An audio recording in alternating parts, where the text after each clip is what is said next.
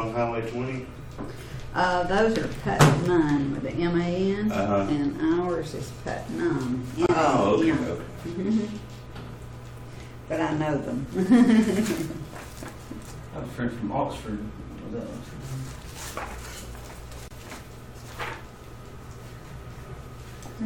Okay, let's see what we can do here.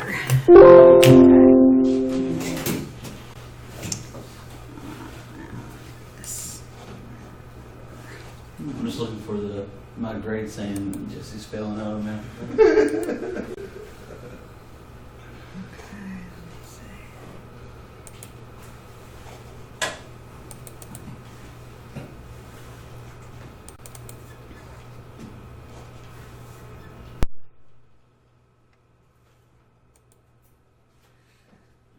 Okay, all right, that one we were looking at, which was a horrible one. 35. See this or not? I'll just rewrite it. Okay, I'll just write down what we have here. Ugh.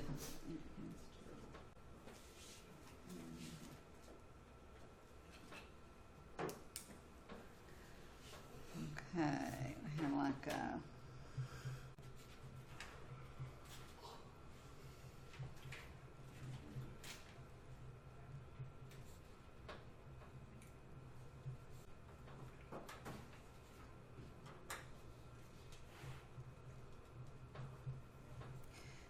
okay, those were the 3 parts that they asked on the A part. On the B part, that's 2 plus 3 3/4 divided by 2, which is 5 3/4 divided by 2, which is 23/4 divided by 3. Okay. Let's see if I can figure this out. Okay. Let's see.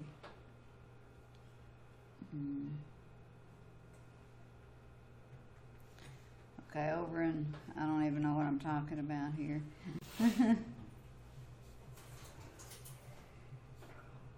But if you did the problem, you'll know. Then we've got a 3/4 times a half, which is 3/8. And then a half plus 3/4 divided by 2.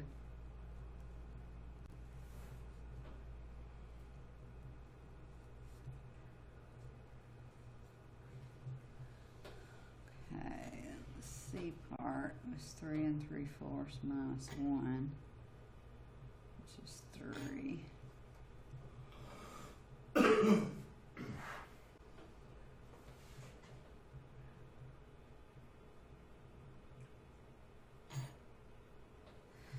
Okay, now what they were doing here, let's see, 35. Okay, so you've got the, it says 16 tablespoons equal a cup, and you're on the, talking about cream wheat. Okay, so determine the amount of each ingredient needed to make 3 servings using the following procedure. Multiply the amounts for 1 serving by 3. Find the average of the amounts for 2 and 4, and then subtract the amounts for 1 serving from the amounts for 4 serving, and then compare the answers obtained in parts A through C and explain any differences. That is ridiculous, isn't it? It is. It's just absolutely stupid. So they're just so I guess that's the A part. Multiply the amounts for 1 serving by 3. So that's where those numbers came from. In the B part, you had to add 2 and 4 together. So this is 2, and this is what you had for 4, and then divide it by 2. Okay, and then okay. Let me see. Alright, so those were the 3 answers on that part. And then the C part, compare the answers obtained in A through C and explain any differences. Okay, and the D part should say they were the same. But if you didn't do your fractions correctly, they would not be the same. But like I said, you won't have anything nearly that complicated on here. It takes an entire page to work Okay. out. Yes, exactly. Yeah. That reminds me, I was taking this class at UNA. I went back and got my master's at UNA, and this teacher was working on a matrix type problem. And so he used this whole board working on it, you know, going like this. And he did this whole board. Then he did a backboard. And then there was one on this side too. And he missed it. And then, you know, took the entire class to work the problem. Then on the test, he gave us 5 of those problems to do. And he didn't even, you know, get it right in the classroom. And then I found out at the end of the course that everybody had copies of the test, you know, and so they were just going through, you know, and copying them. But anyway, there are problems that are that long, but it's terrible. But what you need to know, it's like the other day I was trying to figure out how much hummingbird, how to do hummingbird juice, you know, or whatever, with the water and the sugar. And it gave the amount for 3 cups, you know, when I needed 4. So sometimes in everyday life, you do have to work out a problem like that, you know. And Well, you know, like on a lot of coffee cans, yes, they say a serving's like 6 ounces or whatever of the coffee grain, and then like the pot is divided by cups. yes. You know, so you gotta kind of figure out, okay, how many. Exactly. So there Just are a lot of go until things it you pours have to do. itself. What? I said just go until it pours itself. Oh, babe. Okay, now some of these were, like I said, pretty bad. Some of them weren't too bad, but they're just an exercise in how to use your brain, basically.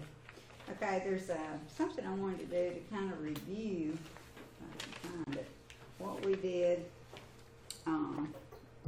last week on inductive and deductive reasoning. I was supposed to have passed these out, and I didn't have. I either didn't have them or forgot them or something. But anyway, we're going to do these together.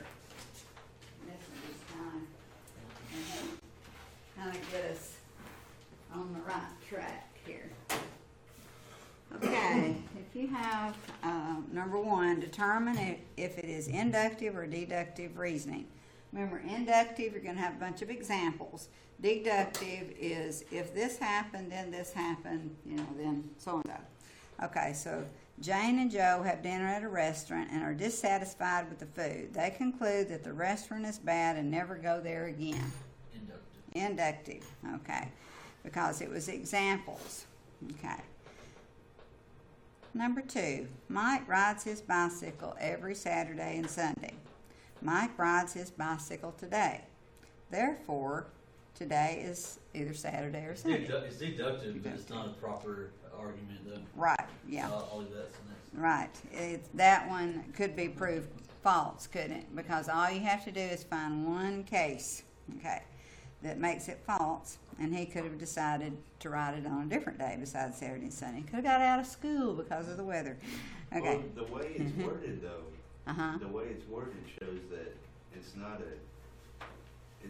an everyday occurrence. It's Right. a regular occurrence, right? Okay, number 3. Every student taking Mr. Jones' math class works full-time as a minister. George is taking Mr. Jones' math class. Therefore, George is a full-time minister. Deductive. Okay. Number 4. Name 2 ways this symbol can be used. Parentheses, like in a sentence.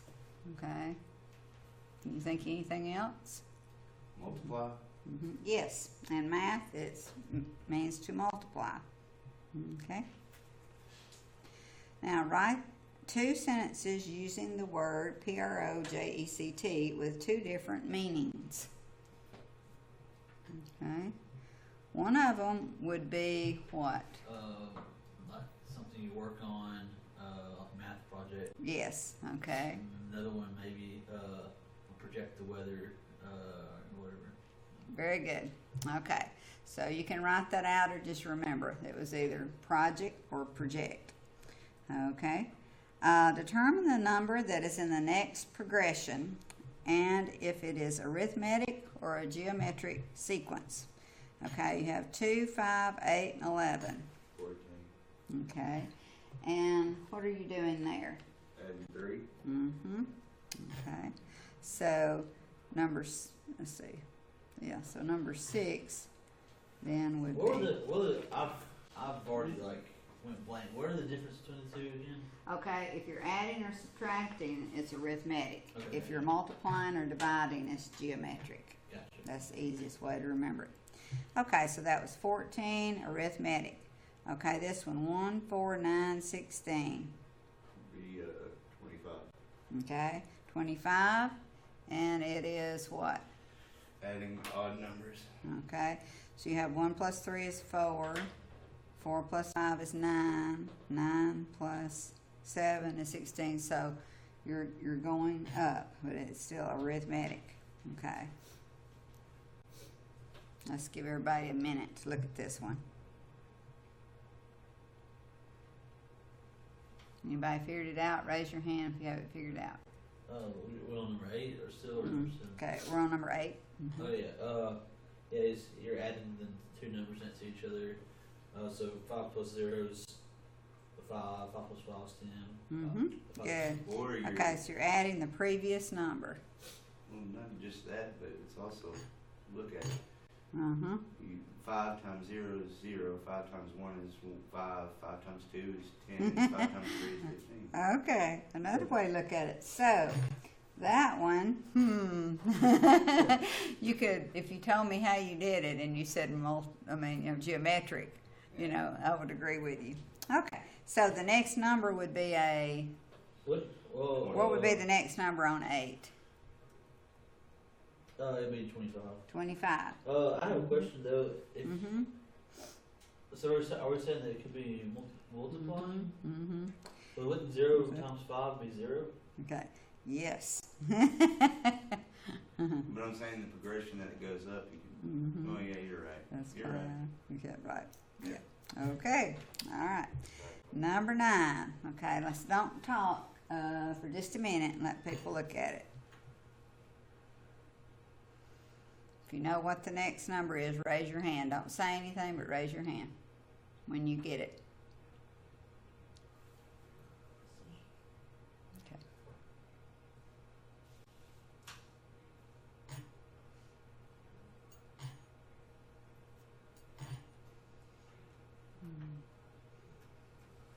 Okay, good. All right, what's the number? 81. 81. And what are you doing? Multiplying by 3. By 3. 3 times 1 is 3. 3 times 3 is 9. 3 times 9 is 27. 3 times 27 is 81. Arithmetic or geometric? Geometric. Okay.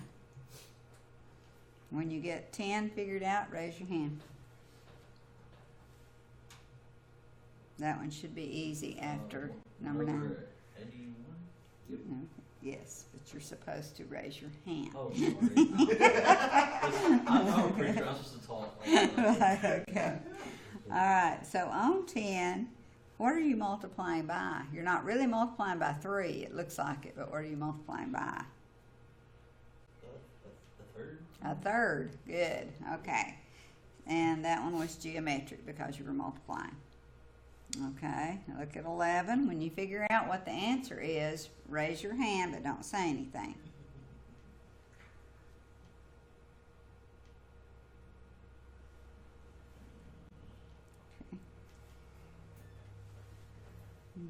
Okay. Got it. Okay, what will the answer be? X over 16. Okay, you are actually multiplying by what? Half. Good. Okay.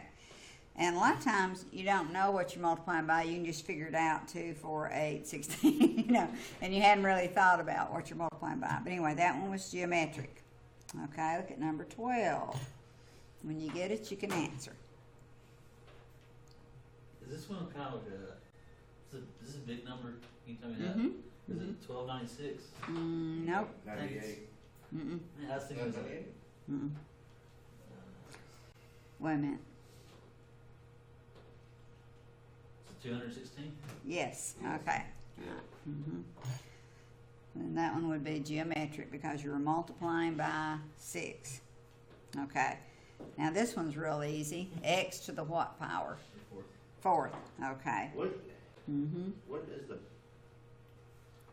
Okay, so if there's 2 behind the X and say the X was 1, then it would be 2, right? 1, 2. But if it was 3, then it would be 3.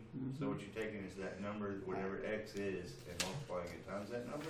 Really, we haven't done this yet. But this is X to the 1, X to the 2, X to the 3. Okay, you're really multiplying each one by X to the 1. And your rule on that is to add your exponents. So if I multiply this times X to the 1, you get X to the 3rd. If I multiply this one times X to the 1, I get X to the 4th. Your rule, which we haven't had yet, is when you're multiplying with the same base, you add your exponents. Okay, which we will get to that in a later chapter. But anyway, it was easy to figure out what it was. You might not have known why. Okay, and that was geometric. Okay, now here's your how to spell your word. Fibonacci. This is the Fibonacci sequence. Okay, and the next term, see if you remember.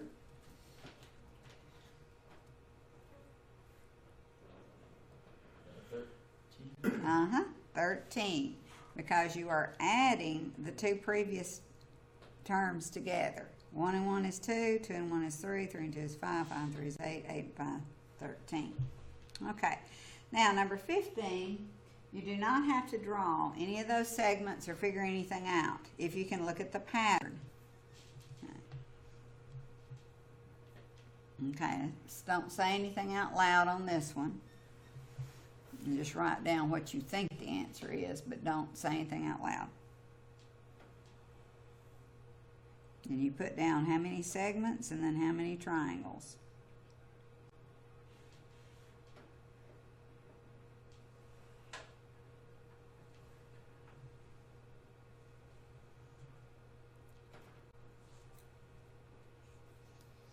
I don't know what I'm supposed to be doing. You're trying to figure out if you've got a triangle like this and you put a segment in it like that, it's one segment and it makes 1, 2, 3 triangles. Can you look at the Okay. pattern too? Huh? Be quiet. Yeah, you don't actually have to do this, but I was explaining what it meant by segments and what it meant by triangles. Okay. Now, so all you have to do is look at the pattern and you can tell how many triangles you'll come up with. You don't even have to know what you're doing. It's great because I don't know what I'm doing forward. Okay. Okay.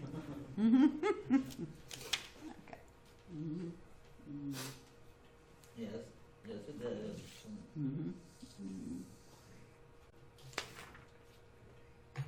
What?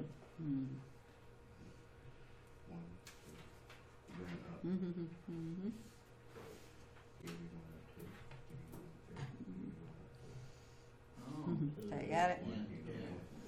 Yeah. Okay, so 0 segments, 1 segment, 2 segments, 3 segments. The next one would be 4 segments. And what they mean by segments are drawing like from a vertex down. 1, 2, 3, 4. So there's the 4 segments. Now it wants to know how many triangles. If you have no segments, you have 1 triangle. If you have 1 segment, you have 1, 2, 3 triangles. Here you have 2 segments and 1, 2, 3, 4, 5, 6 triangles. Now, it gets too confusing after that. You just take your word for it that you figured it out. 0, 1, 2, 3, 4. So we know 4 segments. Now let's look at the relationship between the triangles. 1 triangle, 3, 6, 10. What's going to come next? 14. Okay. because 1, 2, 3, there was 2 difference in between that, 3 difference in between those, 4 difference in between those, so 5. So it would be 15, right? Oh, I did say 15 out loud. I said 14 out loud. Okay, so 1 from 3 is 2, 3 from 6 is 3, 6 from 10 is 4, so 2, 3, 4, next would be 5 or 15. Okay, so you had 4 segments and 15 triangles. Alright, suppose it said do the next one. Okay, the segments went up 0, 1, 2, 3, 4. It would be 5 segments, right? Okay, this one it went up 2, this one went up 3, this one went up 4, this one went up 5, next would be 6. 21. Okay, triangles. So, now you could spend all day counting, 1, 2, 3, 4, 5, 6, 7, 8, 9. And then you go, 10, 11, 12, 13, And then you lose your place and have to start over. Yes, exactly. Okay. All right, now. Okay. Now, mostly what you need to get out of these 1, 2, and 3 is that there are different ways to reason, inductive and deductive. Make sure you know the difference in those and be able to look at some of these patterns of things. Now, if you need some more examples to work on, there's chapter review problems on page, 35. Okay. And you can work any of those, look in the back, see if you get the right answer. If you're getting them right, then you know what you're doing. If you're not, okay. All right, now, so, anyway, so 1-1, just make sure you know how to do some of these different patterns and things. 1-2, estimating. Realize that you can estimate to the nearest 10 cents, 50 cents, dollar, whatever. I always do the bigger number, makes it easier. Like on page 11, where you're estimating, like you can use a string, or you can I always just do my hands like that and go, okay, 1, 2, 3, 4, 5, and that's close enough because you're estimating. There's really no right or wrong answer on estimating unless you are just totally out of the ballpark. 13, there will be one like those where you have some particular group of things. You make a grid, you count the number in one of them, and then multiply by the number of grids. Okay, you might have like a pie chart or something like that. Okay, then on 1-3 on problem solving, this is on page 21. Make sure you know that you need to understand the problem. What are they asking? Read it over and over till you understand what they're doing. Then make a plan on what you're going to do, and then carry it out and check your results. When you get through with a problem, always look to see if it makes any sense or not, and then that will help you. Okay, and then like I said, on page 35, there are review problems. So they've got some of those use inductive reasonings to predict the next 3 numbers. So you might have problems with that. There's 6 of them there you can work on. And then like on page 37, so you've got a dot pattern. There's all sorts of different ones on there that you can work on. And then there's a couple of, like reading problems, see if you can figure those out. There's also a chapter test on page 38 and 39 that have the answers in the back to those. So you can always find more problems to work on.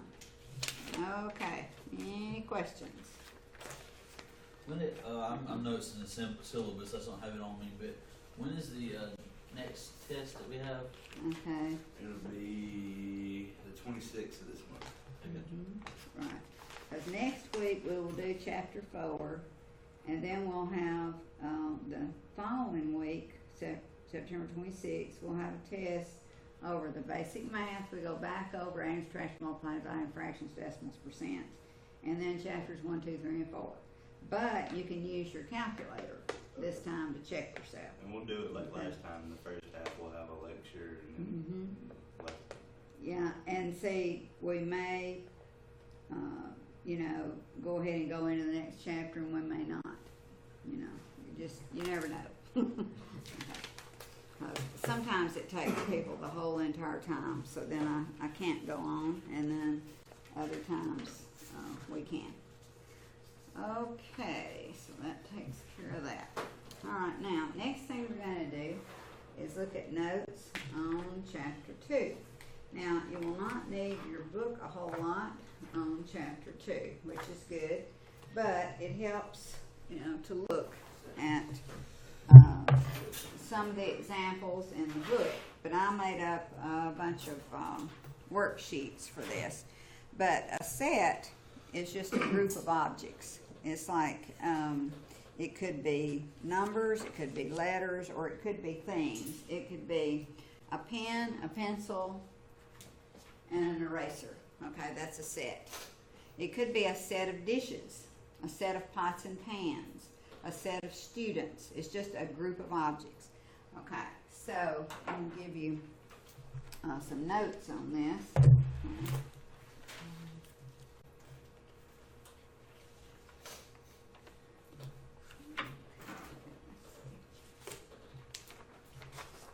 Alright, so notes on chapter 2. A set is a group of objects or numbers. Example, a set of dishes.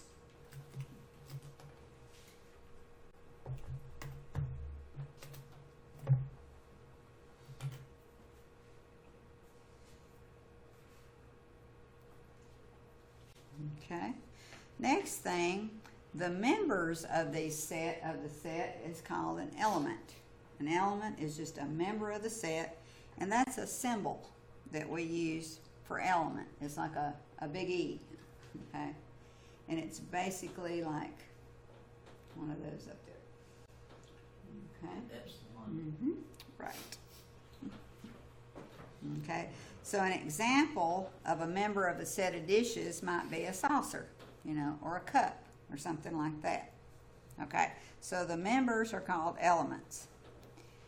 Now, this form is called roster form, which means just list them in braces. And we would read this: set A equals the set whose members are cup, plate, saucer. Okay, or we could read that as set A equals the set whose elements are cup, plate, and saucer. So element and member are the same thing. Roster form means you just list them. Now, if you look on the bottom of page 42, it gives you an example of the roster form of sets. And it says, express the following in roster form. Set A is a set of natural numbers less than 6. Okay, so before you could do that, you'd have to know what a natural number is. And so they tell you right up above that, natural numbers is a set whose members are 1, 2, 3, 4, 5, and so on. And we will talk about all these different types of numbers a little bit later. But anyway, so if you had to list those, the numbers less than 6 would be 1, 2, 3, 4, and 5. Okay, so roster form is just listing. Now, set builder notation looks like this. Okay, set A equals the set of all x such that x is greater than 3. Now, there is a particular way that you have to write this out. Okay, so I'll put it down here. This is the way you would read this. Set A equals the set of all x such that x is greater than 3. Go ahead and write that whole thing out because you'll have to do that. Why? I don't know, but you do. Is that A equals 5? Set A equals the set of all x such that x is greater than 3. Was it? Yes. Okay.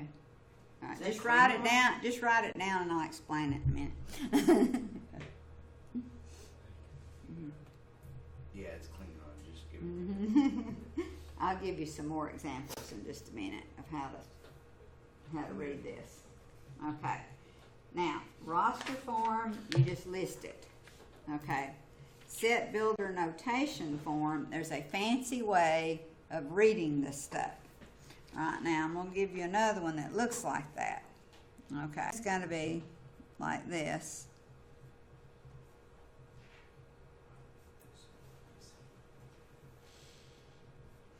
Okay, if I had to read this, I would say set B equals the set of all x such that x is less than 5. Okay, this line right here, that is always such that. Okay, the set of all x such that x is less than 5. Now, you don't have to write this one down. I just want you to watch on this one. Now, up here on this one, the set of all x such that x is greater than 3. That would be 4, 5, 6, and so on, using the ellipses. That's what that means. The numbers greater than 3, 4, 5, 6, and so on. On this one, the set of all x such that x is less than 5. What numbers are less than 5? 1 through 4. Okay, 1, 2, 3, and 4. Okay, like that. Let's look at another one. Don't have to write it down. Can I ask a question real quick? Well, how are you saying that? Okay, B equals the set. All right, so you're so that. Yeah, when you see the braces, you say the set of all x such that x is less than 5. Okay, now let's look at this one. Set C equals the set of all x such that x is greater than or equal to 5. Okay, remember the line is always such that.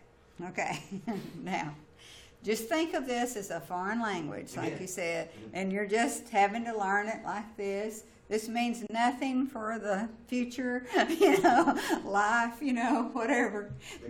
You're just learning a pattern for something and seeing if you can do it. Okay. Now. Now the line underneath the greater symbol means equal to or greater than? Greater than or equal to. Good.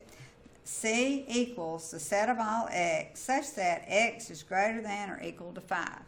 Now, if we're talking about the natural numbers, which are 1, 2, 3, 4, 5, and so on, tell me what would be in that set. Well, 5, and then 6, 7, 8, 9, 10. Okay, and so forth and so on. Okay, that would be your answer. So you've got several things going on here. You're trying to figure out what a set is, which is a group of objects, and in this case, numbers. You're trying to figure out how to read this. C equals the set of all x such that x is greater than or equal to 5. You're also trying to write it down in roster form. Okay, so here's the answers. Just translating it. Yes, exactly. You're taking it from this to this and this to this. Okay, what if I had 1, 2, 3, and so on listed in roster form? And then I wanted to go backwards and make this set D. Set D equals the set of all x such that what? X is less than 4. Okay. This is this. These are braces. Okay. That x is less or greater than or equal to 1. Okay, good. Okay, so you're looking at numbers and trying to figure out how you can list them and write it in this form or in this form, going back to that form. Okay, that's all we're doing. All right, now let's look at the next thing. Okay, now these 3 little dots, which we talked about, they're ellipses, and that means that it never ends, right? Okay. All right, now let's look at this set. We have a set B, which is equal to a pen, a pencil, and an eraser. Okay. This set is called B, and it's pen, pencil, and eraser. Okay, now, would it make any difference if I put them like that? Pen, eraser, pencil. Still the same. Still the same. Okay, if I did eraser, pencil, pen, still the same. Okay. Now, so in a minute, we're going to talk about whether they're equal or not. And that's what we're talking about here. I can move them around. I can take numbers and move them around. It's still the same thing. Okay, still the same. I can move the eraser over here, whatever are the numbers over there. Now, and we'll talk about that in just a minute. A finite set means the set ends. An example of this might be the vowels A, E, I, O, and U. Okay, finite means it ends. What does infinite mean? Never ends. Okay, never ends. Keeps on going. Set whose members are 1, 2, 3, 4, and so on. Okay, so finite and infinite. Now, next, okay, we have equal sets. These are sets with the same members. Did you get through with that? Okay, all right. Okay, so equal sets, they have the same elements in them. They can be in a different order. You can have A, B, C, C, B, A, C, A, B, whatever, But they're equal. They have the exact same elements, but not necessarily in the same order. Now, it gets tricky here. Equivalent sets means that they have the same number of elements. Okay. Now, an example of that is A, B, C, and 1, 2, 3. Okay. They're not equal to each other. They don't have the same elements. But they have the same number of them. This one has 3 and this one has 3. Okay. So they're equivalent.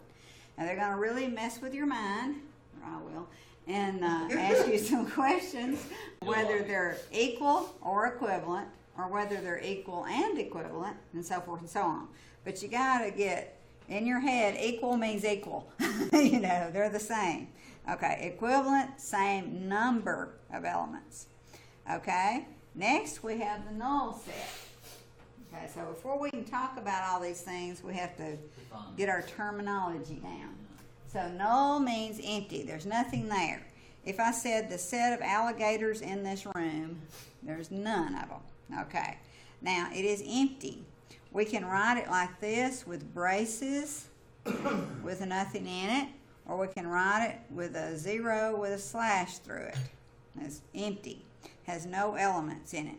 Do not ever put this symbol inside of that one, okay, because then it would mean it had something in there. Okay, so it's either this symbol or that symbol to represent it's empty. Okay, next is a subset. We're going to use, it's like a little C, and in our case, these are going to be interchangeable.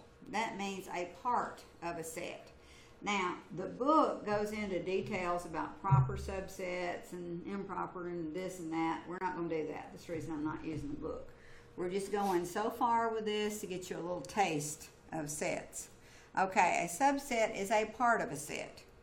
All right, if you're talking about a pen, pencil, and an eraser, I could take these two out of it. They're a part of the whole thing.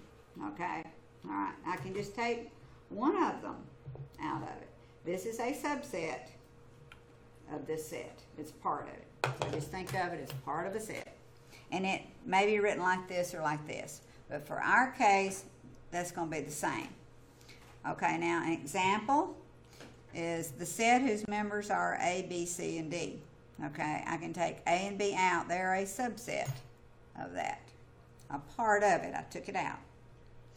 Now, we can have intersection between two sets. What do the sets have in common? It's like in a road. The intersection of two roads come right there in the middle. Okay, what do the two sets have in common? Okay, now here's your example. If set A is a set whose elements are 1, 2, and 3, and set B is a set whose elements are 2, 4, and 6, what is their intersection, or what do they have in common? They both have a 2 in them. Okay, so that would be your answer. So it would be written like this. Find A intersecting with B. It's just a little hump thing like that. Their intersection would be a 2. Okay, they have it in common. They come in contact with each other.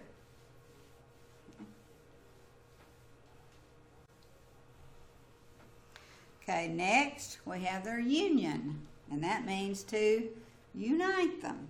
Okay, so if you had to write down the union of A and B, A union B, in this particular case, 1, 2, 3, and 2, 4, 6, their union would be 1, 2, 3, and 4, and 6. Now, we would not write 2 down twice, okay? The one that they had in common, you don't write it down twice, okay? You just list what they're, if you unite them together. Okay. All right? Okay. Now, so you don't rewrite two because they already have. They're right. They're in both of them, and that's like if you I don't know a class.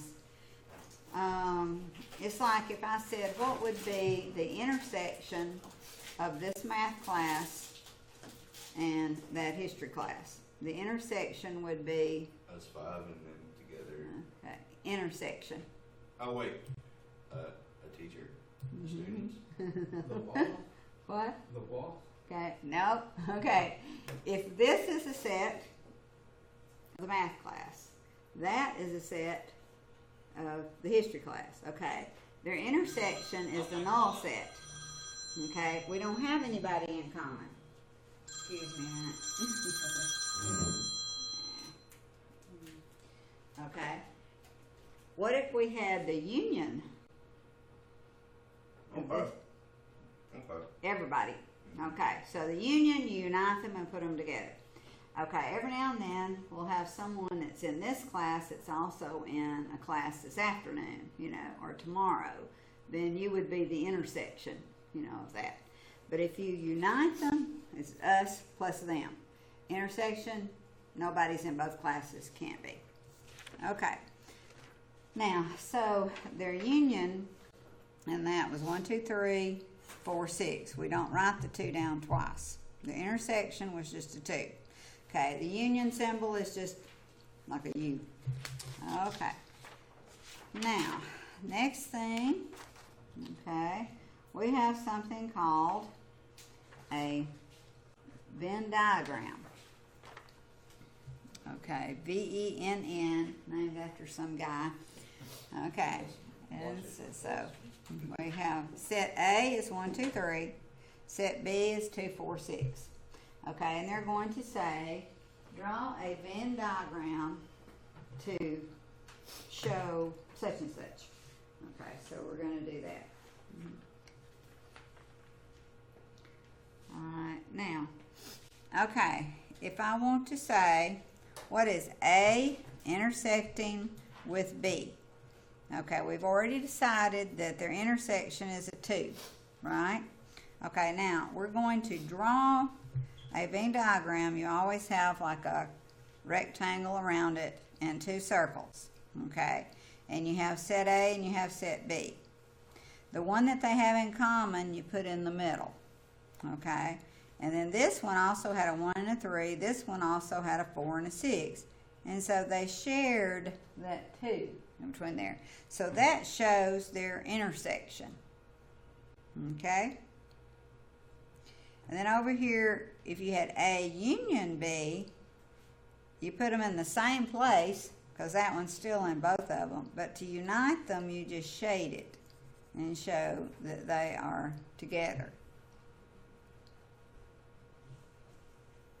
So the intersection, you just shade what they have in common. The union, everything. Okay.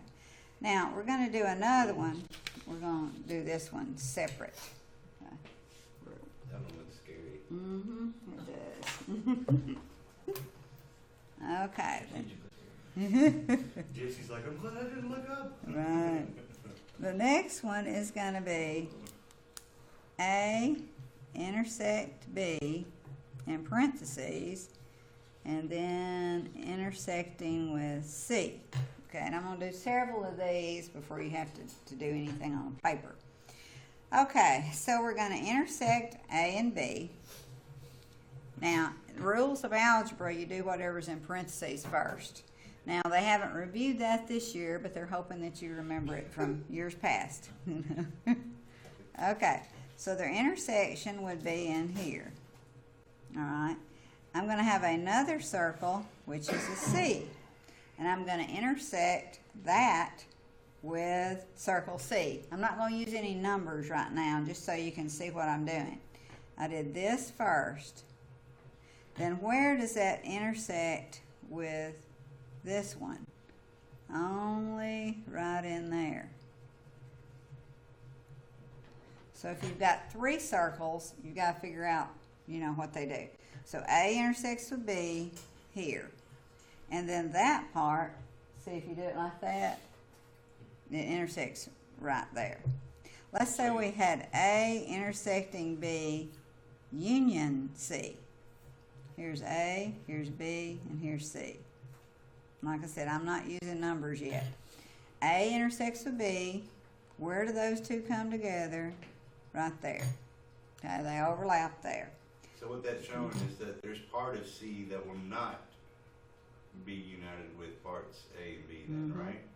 Well, in this case, I'm going to unite this part with all of C.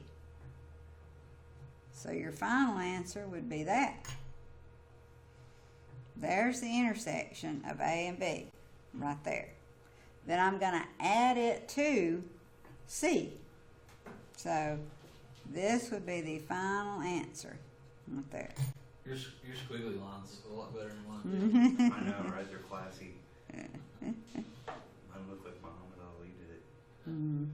Let me see. Let's say we had A, union B, union C.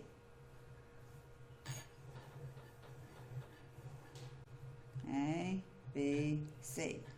A, union B. If you unite them, all of A, all of B. Okay. Unite that with all of C. So everything's covered up. You added this one, this one, this one. Okay. If you only do A intersecting with B and that part intersecting with C, it's just the part right in the middle as the answer. That part is not even the answer now. Just that part right there. Okay. Now, okay. Well, let's look at some of these.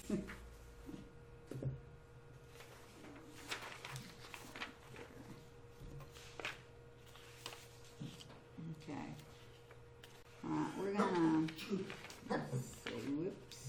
I don't know if I made copies of those. I might have to make some copies. I'm going to use that restroom. Okay, real quick.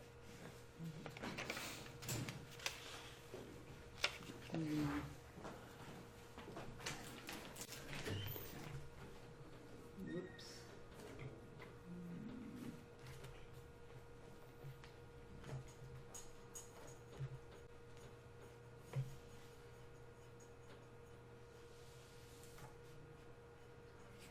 Okay, I think I'm gonna have to go get, unless I can find them here in a minute. I don't think I made copies of these. Let's see. One more place to look.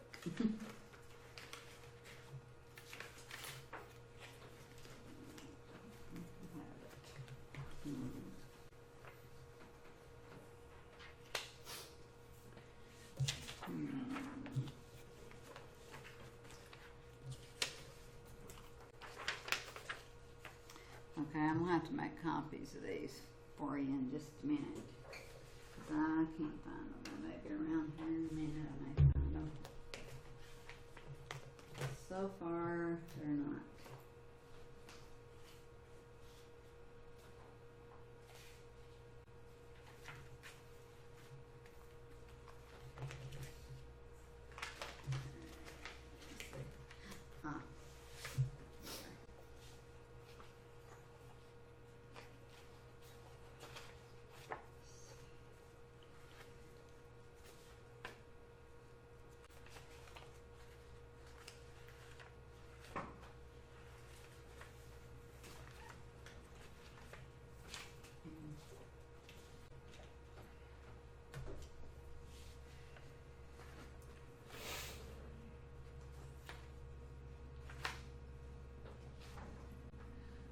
Okay, we'll have to do that in a minute when I can find, go get copies made. Okay, let's look at this just a minute, and then I'll make copies, but we'll go over this together. I don't know if you can see that or not. Okay, true or false? 4 is an element of set 1, 2, 3, and 4. Right? True. Okay. 8 is an element of the set whose members are 2, 4, 6, and so on. Yes. True. Because this is 2, 4, 6, 8, 10, 12, so 8 is an element of that. This one, set CAT equal set ACT. Equal. No. Yes. Yes, they're the same. Okay, they're the same, they're just in a different order. Okay, and I'm going to print this out so you don't have to write anything down. Okay. So, okay, if it ever was going to be equivalent, it would say equivalent and not equal. Right, Okay. right. Okay, we'll get to that. Set 1, 2, 3 is equivalent to set 2, 3, 4. Yes. Yes. Equivalent means it has the same number. This one has 3, this one has 3. So they're equivalent. Are they equal? No. Okay. 4 is not an element of 1, 2, 3, 4, 5. False. False. It is an element. Capital D is an element of the set whose members are A, B, C, D, all the way up to Z. This one's tricky and I have no clue. False because it's capital, the others are not. Right, okay. That's what I would say is false. Okay. Does this symbol equal that symbol? Yes. Yes, if you can see the symbol. Okay. I might could do this. Oh, yes, like that was this. the empty, the null, right? Uh-huh. Yeah, this is a null set and that's a null set. Okay, is a set whose members are ABC, is it both equivalent and equal to the set whose members are XYZ? No. No. It is what? That's his equivalent. It's equivalent, but not equal. Equal has to be exactly the same. Equivalent, same number. March is an element of the set of all X such that X is a month of the year. True. True. Okay. Because the month of the year is January, February, March. Okay. So, yes, it is. Okay. This symbol thing right here is an empty set. No. No. Okay. List the set of all states whose names begin with new. I don't know all the states. New England. No, wait. Close. New Mexico. Uh-huh. New Jersey, New Mhm. York, Mm-hmm. New Tennessee. One more. New Hampshire. Hampshire. Yes, Good. Very good. We're good as a group. Okay. That's it. Right, right. Now this one is a set whose members are 4 and 5. Is a subset of the set whose members are 1, 2, 3, 4, 5. Yes. Okay. Yes, 'cause it has This is a part four. of that one. Okay. And we said subset either has a bar under it or not. Okay. Okay. 0 is a subset of the null set. That's tricky. Mm-hmm. It is tricky. You have to ask a philosopher about that Mm-hmm. one. It's borderline semantics, though, isn't it? I mean, so, all right, 0 would imply that maybe there's something there, or maybe the chance of being something there. That other one means that none, Mm-hmm. right? Right. Okay. So that's false. Very good thinking. Okay. The set whose members are 1, 3, and 5 is a subset of the set whose members are 5, 3, and 1. That one's kind of tricky too. Oh, Technically, yes. no, it's not. Yeah. It's not. Well, is it a subset? Mm-hmm. Well, wait, it's saying it's equal or It greater is. to. It's part of it. So- Okay. It is so, part so of the if it's the set. whole, it's still considered. A subset. Yeah. Okay. Mm-hmm. Tricky. Okay, and this is typical the way math is. You know, they give you all this easy stuff, and then as you go down the page, it gets worse and worse and worse, and you think, I don't know, they didn't tell me that, you know, and it's reasoning. That's So what they're basically, doing. this is all kind of like metonymy and synecdoche in some sort of. I guess, whatever. Okay, the set whose members are 5 and 10 is a subset of the set whose members are 2, 4, 6, 8, 10?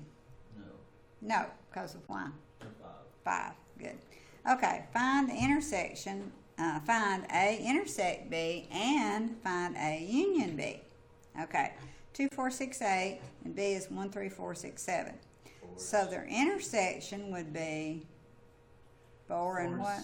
6. Their union, 1, 2, 3, 4, 6, 7, 8. Right? Okay, and we don't list them twice.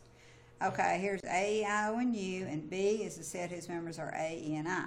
Okay, their intersection would be A, E, and I. Their union would be A-E-I-O-U. good. Okay. Okay, this one gets tricky. A is 5, 10, 15, 20, 25, 30, blah, blah. Okay, B is 10, 20, 30, 40. Okay, their intersection would be 10. What else? Oh, yes, 30 Mm-hmm. and 40 Uh-huh. and, yep, right there. And you missed one. You missed 20. Okay, Oh, right. 10, 20, 30, 40, 50, and so on. Okay, their union. 5, 10, 15, 20, 25, 30, Mhm. 40. Good. I'm having Okay, trouble good. understanding Mhm. that. I don't know why. Mhm.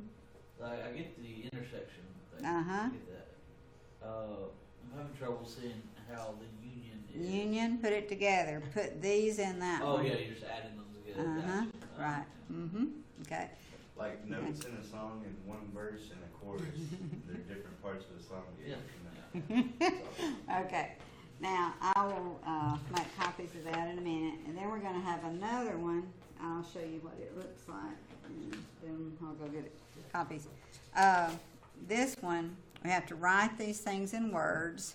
3 is an element of A. 4 is Can you scoot down? not an element of C. The set of all x such that x is equal to 2. Okay, and then you have to finite, infinite, equal, equivalent, so forth and so on. Okay, so that's what we're going to be doing next.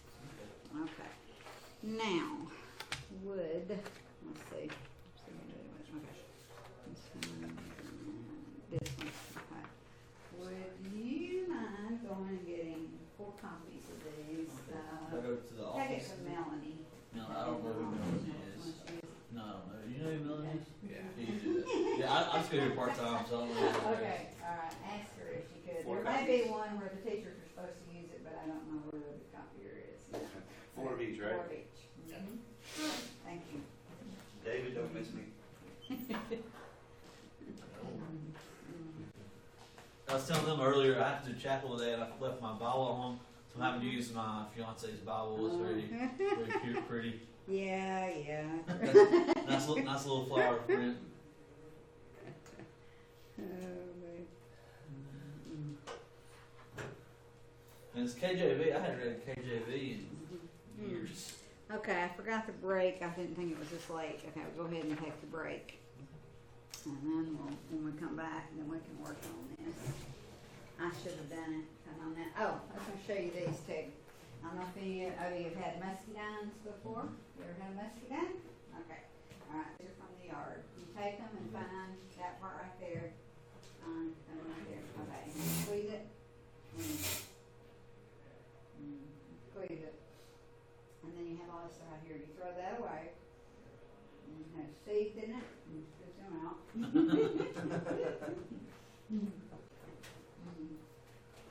But it's kind of like a wild grape, and you may or may not like it at all. Okay. Just grab you one. I'll let you go first, David. They're real tart. Okay. They're called Sour or- muscadines. Kind of sour. You ever had this before? Mhm. I'll let you do it first. We can take a break because you'll need one after this. I did another tutorial. Just aim This little. that part right there in your mouth, and then just bite it and kind of push it at the same time. It's gonna squish all over me.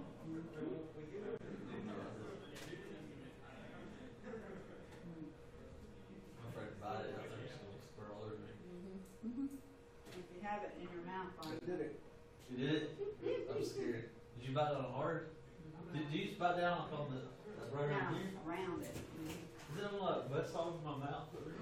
Hold it in your mouth and go in your mouth. Tastes like kiwi. A little bit.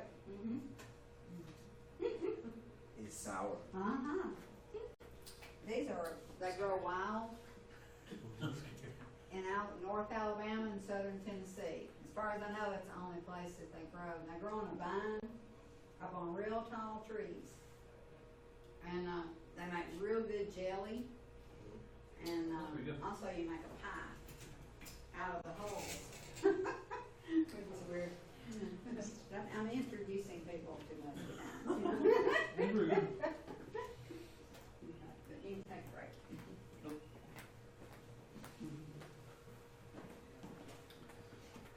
They're good. They have a weird aftertaste to them. They do.